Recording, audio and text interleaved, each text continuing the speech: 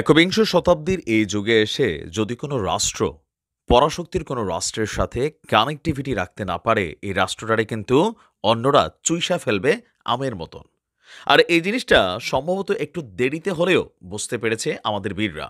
তবে বীররা বুঝতে চাইলেও, যেহেতু অনেকাংশেই বীরদের যারা পলিটিক্যাল ব্যুরোর সদস্যরা মিশর, কাতার এবং তুরস্কে থাকেন, তো সেখান থেকে আপনার বিষয়টা হয় কি যে ওনাদের অনেক সিদ্ধান্ত আমার কাছে মাঝে মাঝে পছন্দ হয় না। তবে এই প্রথমবারের মতন আমি এত বছরের ইতিহাসে দেখলাম একটা বিরল সিদ্ধান্ত নিয়েছে আপনার আমাদের বীররা। মিত্রশক্তি বা কূটনৈতিক শক্তিটার দিকে এবার নজর দিয়েছে।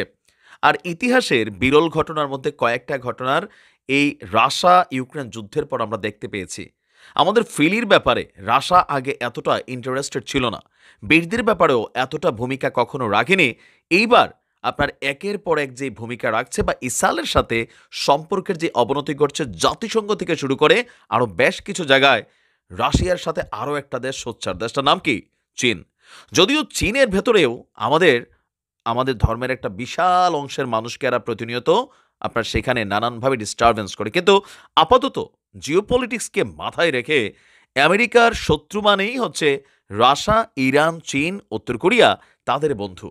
তো সেই জায়গা থেকে বীররা এবার একদম সঠিক একটা সিদ্ধান্ত নিয়েছে, চীনের সাথে ওয়ান কাইন্ড অফ কূটনৈতিক সম্পর্ক প্রতিষ্ঠার চেষ্টা চালাচ্ছে। কারণ এই গত ৭ তারিখের পর যে ঘটনা ঘটেছে, এরপর চীন কিন্তু বরাবরই সোচ্চার ছিল আমাদের বীরদের পক্ষে।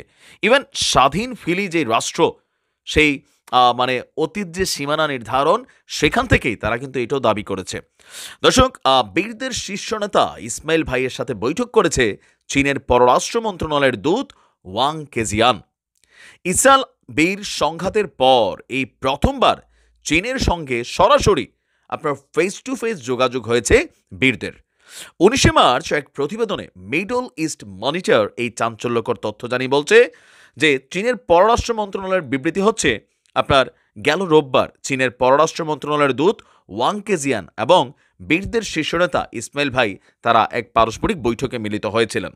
বৈঠকে তারা আমাদের ওই অঞ্চলে চলমান সংঘাত এবং অন্যান্য বিষয় নিয়ে তারা আলোচনা করেন।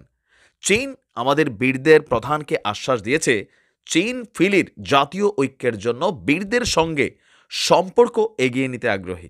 এটা এই মুহূর্তে খুবই দরকার ছিল, খুবই মানে খুবই। এর আগে গত সপ্তাহে ওয়াং কেজিয়ান ফিলি কর্তৃপক্ষের পররাষ্ট্রমন্ত্রী রিয়াদ আল মালিকির সাথেও সাক্ষাৎ করেছেন। সেখানে তিনি চীনের দ্বিরাষ্ট্রীয় সমাধানের প্রতিও জোর দিয়েছেন। এখন সকল কিছু মিলিয়ে বীরদের এই সিদ্ধান্তটা কতটা আপনার পারফেক্ট বা পারফেক্ট না, প্রথমত হচ্ছে যথেষ্ট পারফেক্ট।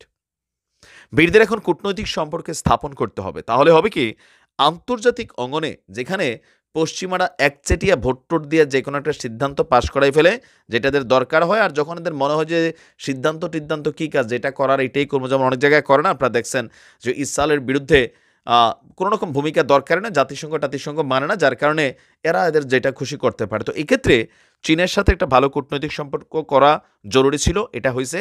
রাশা তো আছেই, রাশা তো ধরেন বীর এবং ফতাহকে একসাথে আইনা বলছে তোমরা ঝাঁপাই পড়ো।